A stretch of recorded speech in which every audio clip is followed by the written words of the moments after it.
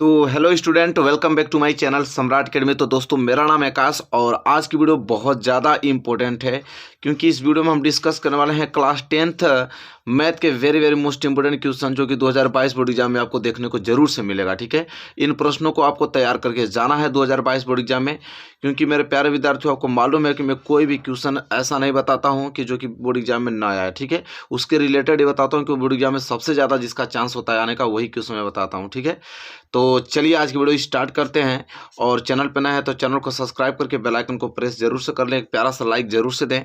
और पहले प्रश्न से आज की वीडियो स्टार्ट करते हैं और पहला ही प्रश्न जो है बहुत ही ज़्यादा इंपॉर्टेंट है।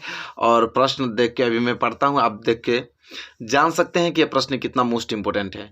कह रहा है कि निर्धारित कीजिए कि द्विघात समीकरण 9x² + 7x - 2 = 0 के मूल जो हैं वास्तविक हैं। यदि ऐसा है तो मूलों को द्विघात सूत्रों द्वारा ज्ञात कीजिए। सबसे पहले तो हमको ये बताना है कि जो ये आपका द्विघात समीकरण दिया है, इसके मूल जो हैं वो वास्तविक हैं कि नहीं है। वास्तविक होने का मतलब समझते हैं क्या बोल रहा है। वास्तविक होने का मतलब कि सबको मालूम है कि द्विघात समीकरण सभी चैप्टर पढ़ें। द्विघात समीकरण में एक विविक्तकर आता है। विविक्तकर मतलब कि b² - 4ac, इसको बोलते हैं विविक्तकर।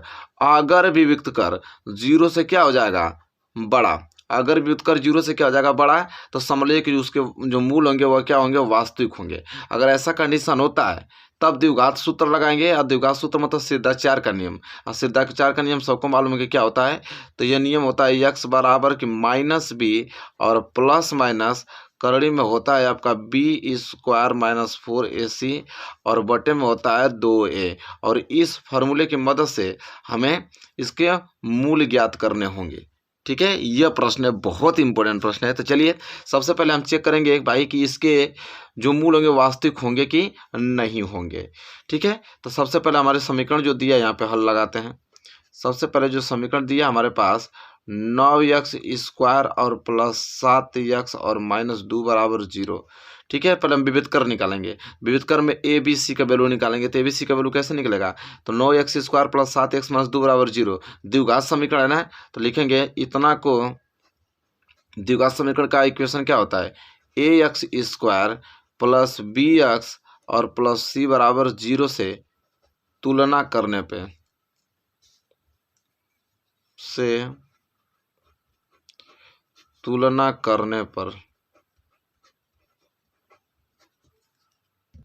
चलिए तब तुलना करेंगे यहाँ से। तो देखिए x² से x² कैंसिल, तो आपका a बराबर क्या आ जाएगा, 9। इसी तरह x से x कैंसिल, तब b बराबर क्या आ जाएगा, 7। और c बराबर क्या आ जाएगा आपका -2 आ गया। अभी ए बी सी का वैल्यू आ गया तो आप विविध कर निकालेंगे, इसलिए विविध कर, इसलिए हम लोग क्या निकालेंगे यहाँ पे, विविध कर। ठीक है, विविध कर को डी से डिनोट करते हैं। ठीक है, तो विविध कर क्या होता है, b² - 4ac होता है। ठीक है, अब यहाँ से निकालेंगे तो आपका b मतलब कितना आया है, 7, तो 7 का होल स्क्वायर और माइनस के क्या जाएगा आपका 4 इंटू ए का वैल्यू कितना है, 9 और सी का वैल्यू कितना है, -2। अब यहाँ से निकालेंगे तो 7 का हो जाएगा 7 7 49 माइनस माइनस प्लस 9 दूनी के, अरे 9 चौको 36 और 36 दूनी के कितना हो जाएगा, 72 हो जाएगा। ठीक है, अब यहाँ से निकालेंगे तो 9 2 11 और 7 4 11 1 12 कितना 121। और 121 जैसा कि जानते हैं यहाँ पे आपको मालूम चल गया कि विविधकर 0 से बड़ा आ गया। देखिए b² - 4ac जो है वो 0 से क्या आ गया, बड़ा आ गया है कि नहीं। तब 0 से बड़ा आ गया तो मतलब आप कह सकते हैं कि मूल वास्तविक होंगे। यही तो बताया हूँ कि 0 से बड़ा आएगा तो मूल क्या होगा, वास्तविक। मूल वास्तविक होगा। ठीक है, अब मूल यहाँ से तब वास्तविक आपको मालूम चल गया कि जो मूल है वास्तविक होगा। तो द्विघाती सूत्र से हमें इसके मूल भी ज्ञात करने हैं। तो द्विघाती सूत्र लगाएंगे, लिखेंगे अतः द्विघाती सूत्र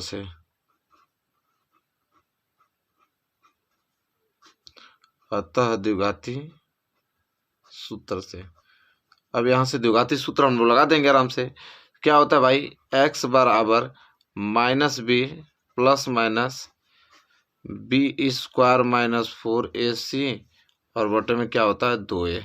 ठीक है, अब ये फार्मूला हम लोग आराम से लगा देते हैं। तो चलिए देखते हैं, x बराबर क्या आ जाएगा, माइनस को तो ऐसे हो जाएगा क्योंकि फार्मूला में माइनस है। b का वैल्यू कितना निकल गया भाई 7, तो यहाँ पर लिखेंगे 7 और प्लस माइनस करनी में बी स्क्वायर माइनस 4ac की वैल्यू अभी जस्ट निकला 121, तो 121 लिख देंगे। अब बटे में 2 और a का वैल्यू है 9। चलिए हल करेंगे तो x बराबर क्या आ जाएगा, -7 और प्लस माइनस 121 का वर्गमूल कितना होता है 11 होता है, और बटे में कितना 9 दूनी के 18 होता है। तो यहाँ से 2 पॉइंट आ जाएगा, एक बार प्लस लेने पे एक बार माइनस लेने पे। तो एक बार हो जाएगा x बराबर माइनस के साथ अगर यहाँ प्लस लूँ तो प्लस 11 बटे क्या हो जाएगा 18, और एक हो जाएगा x बराबर माइनस के साथ यहाँ पे माइनस लूँ तो माइनस 11 बटे कितना हो जाएगा 18। तो यहाँ से निकल जाएगा x बराबर 11 में से 7 जाएगा तो कितना हो जाएगा 4, और बटे में 18, तो 2 दूनी 4 दोनों 18, यह आ जाएगा 2 बटे 9। ये क्या हो जाएगा x बराबर -7 माइनस 11 माइनस के 18 और बटे 18 कट जाएगा तो हम बराबर माइनस के 1 आ जाएगा। तो इसके 2 मूल प्राप्त हो गए कि x बराबर 2 बटे 9 और एगो माइनस के 1, यही मूल है इसके। तो देखिए यह प्रश्न जो मैं आपको बताया बहुत ज़्यादा इंपॉर्टेंट है और इसको आपको थोड़ा सा भी इग्नोर नहीं करना है मेरे प्यारे विद्यार्थियों। मैं तो हमेशा चाहूँगा अच्छा मार्क्स आप ला पाएँ और बेहतरीन तरीके से आप इसको तैयार करके जाइएगा मेरे प्यारे विद्यार्थियों। पहला प्रश्न को क्लियर हो गया ना, पहला प्रश्न कोई डाउट आपको इसमें है नहीं ना, आराम समझ में आया है। चलिए क्वेश्चन नंबर दूसरे की तरफ बढ़ चलते हैं, उसको समझते हैं।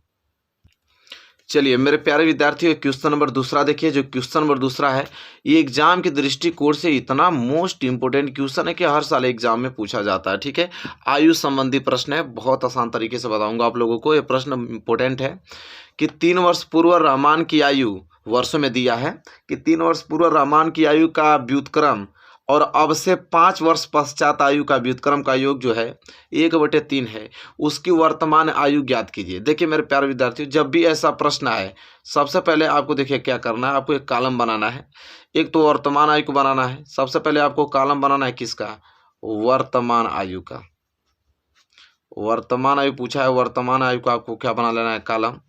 इसके बाद आपको नेक्स्ट कॉलम बनाना है 3 वर्ष पूर्व का, जो जो दिया रहेगा 3 वर्ष पूर्व की आयु, 3 वर्ष पूर्व की आयु। इसके बाद कॉलम क्या बनाना है 5 वर्ष पश्चात की आयु। जो जो क्वेश्चन में दिया रहेगा जितने वर्ष उतना बना देना आपको, 5 वर्ष पश्चात की आयु। देखिए सबसे सरल तरीके से बताऊंगा, बहुत आसान तरीके से, 5 वर्ष पश्चात की आयु। अब मेरे प्यारे विद्यार्थियों बताइए वर्तमान आयु हमसे क्या किया है, पूछा है। 3 वर्ष पूर्व की आयु भी हमको पूछा है, 5 वर्ष पश्चात की आयु हमको दिया है। देखिए हमसे पूछा क्या है कि 3 वर्ष पूर्व रहमान की जो आयु है उसका व्युत्क्रम अब से 5 वर्ष पश्चात आयु का व्युत्क्रम का योग 1/3 है, उसकी वर्तमान आयु ज्ञात कीजिए। देखिए मेरे प्यारे विद्यार्थियों वर्तमान आयु तो आपको मालूम है नहीं, जब तक वर्तमान आयु आपको मालूम नहीं रहेगा तब तक 3 वर्ष पूर्व आप अपनी आयु बता नहीं पाएंगे, न तो 5 वर्ष पश्चात ही अपनी आयु बता पाएंगे। जैसे अगर मैं आज 10 साल का हूँ तो 2 साल पहले कितने वर्ष कराऊंगा 8, 5 साल बाद कितने वर्ष कराऊंगा तो 15 वर्ष का। तो ये सब जो कैलकुलेट कर रहा हूँ वो सब वर्तमान आयु पे कैलकुलेट कर रहा हूँ। वर्तमान आयु जब तक नहीं मालूम रहेगा तब तक आप आगे पीछे की आयु बता ही नहीं सकते। तो वर्तमान आयु को मैं मान लेता हूँ x, यही निकालना है। तो अगर वर्तमान आयु को हमने x मान लिया है तो 3 वर्ष पूर्व की आयु कितनी हो जाएगी, x - 3 वर्ष हो जाएगी। और अब से 5 वर्ष पश्चात कितना हो जाएगा तो भाई x + 5 वर्ष हो जाएगा, क्योंकि वर्तमान में जोड़ेंगे तभी तो पश्चात में जाएंगे। तो इतना हो गया। अब हम लिखेंगे प्रश्नानुसार, क्या लिखेंगे प्रश्नानुसार कि प्रश्न हमसे क्या पूछा है। तो प्रश्न हमसे ये पूछा है कि 3 वर्ष पूर्व रहमान की आयु का व्युत्क्रम। तो 3 वर्ष पूर्व रहमान की आयु कितना है x - 3, और इसका व्युत्क्रम क्या हो जाएगा, व्युत्क्रम मतलब उल्टा, तो नीचे 1 होता है तो 1 ऊपर चला जाएगा और ये चीज़ नीचे आ जाएगा। तो ये हो जाएगा आपका 3 वर्ष पूर्व रहमान की आयु का व्युत्क्रम। फिर कह रहा है अब से 5 वर्ष पश्चात आयु का व्युत्क्रम। तो 5 वर्ष पश्चात आयु है x + 5, इसका व्युत्क्रम क्या हो जाएगा 1/x + 5 हो जाएगा। इन दोनों का योग दिया है हमें कितना 1/3 दे रखा है। देखिए 1/3 होता है, बस इसी को हल कर देना है। यहाँ से इक्वेशन बन गया, यहाँ से आराम से आपका हल हो जाएगा। तो कुछ करने की जरूरत नहीं है, आपको एलसीएम ले लीजिए। यहाँ पे एलसीएम क्या हो जाएगा, x माइनस 3 और x प्लस क्या हो जाएगा 5 हो जाएगा। x माइनस 3 से x minus 3 cancel, x plus 5 गुणा 1 में होगा तो हो जाएगा x प्लस 5, बीच में प्लस है प्लस उतार दीजिए, x प्लस 5 से x plus 5 cancel, x minus 3, x minus 3 गुणा 1 में हो जाएगा तो हो जाएगा x माइनस 3 बराबर के 1/3। क्लियर। अब इसको करेंगे तो हो जाएगा x प्लस 5 और प्लस के x माइनस 3 बटे में x में x गुणा करेंगे तो x स्क्वायर, आप 5 को गुणा x में करेंगे तो प्लस 5x, माइनस 3 को गुणा x में करेंगे तो माइनस के 3x, माइनस 3 को गुणा 5 में करेंगे तो माइनस के 15। ठीक है, अब बराबर क्या आ जाएगा 1/3। ठीक है, यहाँ तक क्लियर है। चलिए आगे बढ़ेंगे। आगे आपका क्या होगा कि x में x जोड़ेंगे तो हो जाएगा 2x और 5 में से 3 जाएगा तो बच जाएगा आपका प्लस का 2 बच जाएगा और बटे में x स्क्वायर और प्लस 5x माइनस 3x मिलके हो जाएगा कितना 2x, क्योंकि 5x में से 3 घटाएंगे तो प्लस के 2x बचेगा और माइनस के 15 बराबर 1/3। कोई डाउट नहीं होना चाहिए। अब गुणा कर दीजिए, इतना को गुणा 1 में करेंगे तो इतना ही आने वाला है x square plus 2x minus 15 आने वाला है बराबर 3 को गुणा करेंगे तो 3 दूनी के 6x और प्लस 3 दूनी के 6। अब करना हमको इस सारी चीज़ को इधर ला दीजिए तो x square plus 2x minus 15 और प्लस 6x इधर आएगा तो माइनस के 6x, अब प्लस 6 इधर आएगा तो माइनस के 6 बराबर 0 बच जाएगा। अब हल करेंगे इससे तो x स्क्वायर और प्लस 2x और माइनस की क्या है यहाँ पे 6x। ठीक है, प्लस 2x है और इधर क्या आपका माइनस के 6x है, तो यहाँ से आपका बन जाएगा माइनस की कितना हो जाएगा 4x, क्योंकि माइनस बड़ा है इसलिए यहाँ पे माइनस लगेगा। ठीक है, और माइनस 15 और माइनस 6 माइनस के 21 बराबर क्या हो जाएगा 0 हो जाएगा। अब इसका फैक्टर करना है तो फैक्टर करने के लिए क्या करेंगे 21 को गुणा इस 1 में करेंगे तो 21 आ जाएगा। ठीक है, अब हमको करना क्या है कि गुणा करने पे हमें 21 लाना है और जोड़ने या घटाने पे हमें क्या लेना है बीच वाला माइनस के 4 लेना है। तो क्या बन सकता है, ऐसा फैक्टर कोई बनेगा तो बन जाएगा आपका 7 त्रिके 21, क्योंकि 7 में से 3 चला जाएगा तो 4 भी हो जाएगा और 7 त्रिके 21 भी हो जाएगा। ठीक है, लेकिन याद रहे आप लोगों को कि माइनस में 7 होगा, क्योंकि माइनस 7 में 3 घटाएंगे तभी तो माइनस 4 आएगा। हाँ, तो ये बात याद रखनी चाहिए आप लोगों को। चलिए तो हो जाएगा एक्स स्क्वायर और माइनस के 7x और प्लस के 3x और फिर माइनस 21 बराबर 0, इस तरह फैक्टर बनाना है। ठीक है, तो यहाँ से इसका जोड़ा बना लीजिए, इसका है इसमें से आप क्या कॉमन ले सकते हैं x ले लीजिए तो हो जाएगा x माइनस 7 और इसमें से आप क्या कॉमन ले सकते हैं बीच में प्लस है 3 ले लीजिए तो x और 3 7 21 बराबर 0। अब यहाँ से दो चीज़ें, इसमें भी x माइनस 7 इसमें भी x माइनस 7 कॉमन ले लीजिए तो x माइनस 7 कॉमन हो गया और इसमें बच जाएगा आपका x प्लस 3 बराबर 0। अब करना क्या है कि एक बार x माइनस 7 बराबर 0 और एक बार x प्लस 3 बराबर 0, तो यहाँ से आपको निकल जाएगा x बराबर प्लस 7 और यहाँ से निकल जाएगा x बराबर माइनस के 3। तो ऋणात्मक तो वैल्यू होती नहीं, क्या ऋणात्मक आयु थोड़ी होती है, कोई भी आयु धनात्मक होती है ना, तो x बराबर 7। तो x हम वर्तमान आयु पूछा था तो वर्तमान आयु ही माने थे, तो लिखेंगे अतः रहमान की वर्तमान आयु, अतः रहमान की वर्तमान आयु, तो रहमान की वर्तमान आयु कितना हो जाएगा 7 वर्ष, 7 वर्ष है। तो जैसा कि देख पाया आपने, ये प्रश्न बहुत ज़्यादा इम्पोर्टेंट था, हमने बहुत अच्छे तरीके से इसको डिस्कस किया आप लोगों के सामने और ये प्रश्न बनना तय है, बहुत बार एग्जाम में आ चुका है, बहुत बार यह। तो देखिए इस तरह ही पैराग्राफ बना के आपको सेट करके आपको क्वेश्चन को लगा देना है। मेरे प्यारे विद्यार्थी, आई होप आपको क्वेश्चन नंबर दूसरा क्लियर हो गया होगा। ठीक है, चलिए क्वेश्चन नंबर दूसरा क्लियर हो गया है तो क्वेश्चन नंबर तीसरे की तरफ बढ़ चलते हैं। चलिए मेरे प्यारे विद्यार्थियों, ये प्रश्न बहुत ज़्यादा इंपॉर्टेंट, देखिए क्वेश्चन नंबर तीसरा, छोटा ये प्रश्न लेकिन एग्जाम के दृष्टिकोण से बहुत महत्वपूर्ण प्रश्न है। ठीक है, त्रिभुज का यह क्वेश्चन है छोटा सा और इसको देखिए कैसे क्या पूछा इसमें, कह रहा है कि चित्र में ए बी बराबर 3 सेंटीमीटर, ए बी बराबर हमको 3 सेंटीमीटर दे रखा है और ए सी बराबर 6 सेंटीमीटर, ए सी बराबर 6 सेंटीमीटर दे रखा है और बी डी बराबर 2 सेंटीमीटर दे रखा है और सी डी बराबर 4 सेंटीमीटर दे रखा है। तो कह रहा है तो कोण बी ए डी यह वाला कोण और कोण सी ए डी और यह वाला कोण का हमसे अनुपात पूछा है कि इसका अनुपात क्या होगा। ठीक है, तो चलिए देखते हैं कि क्या अनुपात होगा। तो देखिए सबसे पहले हम दो त्रिभुज उठाएंगे, एक ये वाला त्रिभुज, एक ये वाला, दोनों त्रिभुज को हम कंपेरिजन करेंगे। तो ये त्रिभुज क्या है आपका, त्रिभुज BAD। तो लिखेंगे त्रिभुज किस में, BAD, तथा त्रिभुज कौन सा, CAD, तथा त्रिभुज CAD। एक हमने लिया BAD और दूसरा लिया CAD। इन दोनों त्रिभुज में हम देख पा रहे हैं कि AB का अनुपात बटे में AC का अनुपात। ठीक है, देखिए AB का अनुपात बटे में AC का अनुपात बराबर BD का अनुपात और बटे में किसका, CD का अनुपात। तो एक चीज़ नोटिस किया जाए तो AB बटे AC, AB बटे AC मतलब 3/6 और BD बटे CD, BD कितना है 2 और CD कितना है 4। एक बात नोटिस किया जाए तो देखिए 3 एकम 3, 3 दूनी के 6, 1/2, इधर 2 एकम 2, 2 दूनी के 4, 1/2। इन दोनों त्रिभुज का जो भुजाओं का अनुपात है, भुजाओं का अनुपात क्या आ रहा है, समान आ रहा है। दोनों भुजाओं का अनुपात समान आ रहा है। ठीक है, इस त्रिभुज और इस त्रिभुज के भुजाओं का अनुपात समान आ रहा है। और दोनों त्रिभुज के लिए देखिए, दोनों त्रिभुज के लिए जो AD है, जो AD भुजा आपको दिखाई दे रही है, AD भुजा, वो दोनों त्रिभुज के लिए कॉमन आ रही है। तो हम लिखेंगे यहाँ पे कि तथा भुजाओं का अनुपात तो बराबर आ ही गया, तथा AD जो है, AD भुजा क्या है, उभयनिष्ठ है। AD जो भुजा है वो क्या है, उभयनिष्ठ है, मतलब कि कॉमन है। तो भाई देखिए भुजाओं का अनुपात और AD एक भुजा उभयनिष्ठ है, तो हम आराम से कह सकते हैं इसलिए कि जो दोनों त्रिभुज हैं वो समरूप हो गए। ठीक है, त्रिभुज कौन सा, BAD समरूप हो गया त्रिभुज किसके, CAD के। दोनों त्रिभुज क्या हो गए, समरूप, क्योंकि एक भुजा अगर उभयनिष्ठ है और भुजाओं का अनुपात समान है तो हम कह सकते हैं कि वो दोनों त्रिभुज क्या हैं, समरूप होंगे। ठीक है, क्लियर हो गया।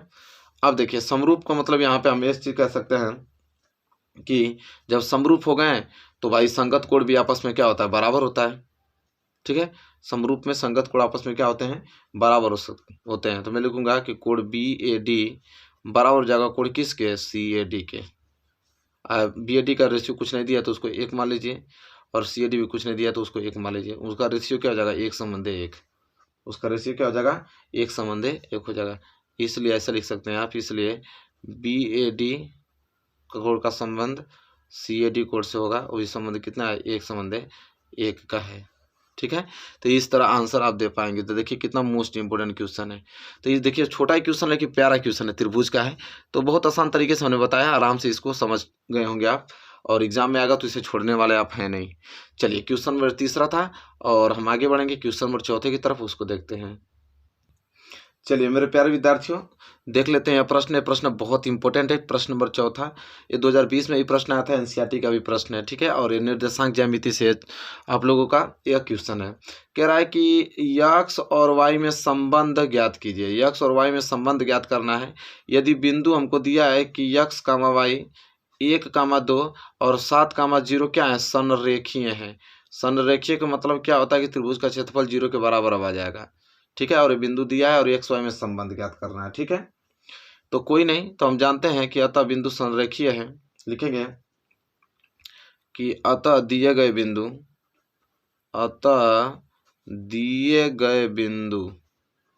आराम से हल करेंगे, बहुत प्रश्न अच्छा है।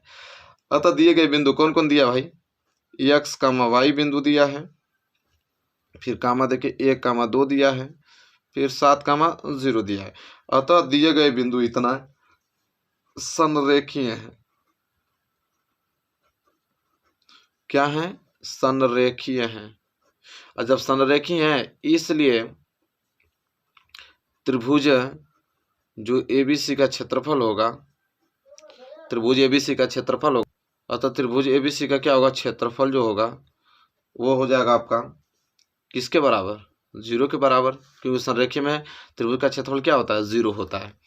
ठीक है, और त्रिभुज का क्षेत्रफल क्या होता है, सबको मालूम है कि 1/2 बड़ा कोष्टक में x1, फिर छोटे कोष्टक में y2 - y3 होता है, और प्लस x2, फिर कोष्टक में होता है y3 - y1 होता है, फिर कोष्टक बंद, फिर प्लस x3 होता है, और इसमें होता है आपका y1 माइनस y2 बराबर क्या हो जाएगा 0।